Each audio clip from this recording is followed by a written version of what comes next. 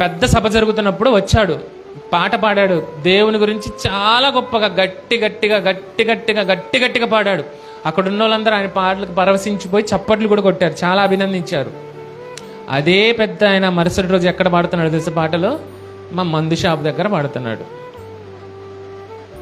ఏం వదులుకున్నావు నువ్వు దేవుని కొరకు? ఏం త్యాగం చేసావు దేవుని కొరకు? తాగే మందునే వదులుకోలేనప్పుడు నువ్వేం చేసావు దేవుని కొరకు? ఒకరోజు మాట్లాడే మాటల్నే మార్చుకోలేనప్పుడు ఏం చేసావు నువ్వు దేవుని కొరకు? ఒకప్పుడున్న చెత్త ఆలోచనలు మార్చుకోలేనప్పుడు ఏం చేసావు నువ్వు దేవుని కొరకు? ఏం మార్చుకున్నావు? ఏం వదులుకున్నావు? ఒకప్పుడు బ్రతికావు అన్యాయంగా, ఈరోజు మారకుండా దేవునిలోకి వచ్చిన తర్వాత మరలా అదే అన్యాయపు బ్రతికైతే ఏం మారావు? దేవుని కొరకు ఏం మార్చుకున్నావు? ఏం వదులుకున్నావు?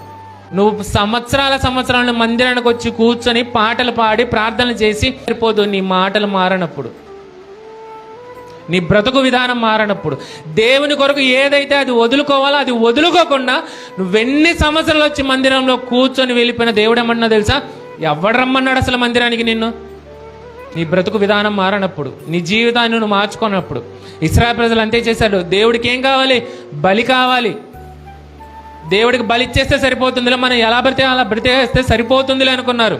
దేవుడికి బలులు ఇచ్చేస్తూ ఇష్టానుసారంగా బ్రతుకుతూ దేవుని మందిరంలో వచ్చి కూర్చున్నప్పుడు దేవుడు అడుగుతున్న మాట ఏంటి తెలుసా? వాళ్ళని ఎవడు రమ్మన్నాడు?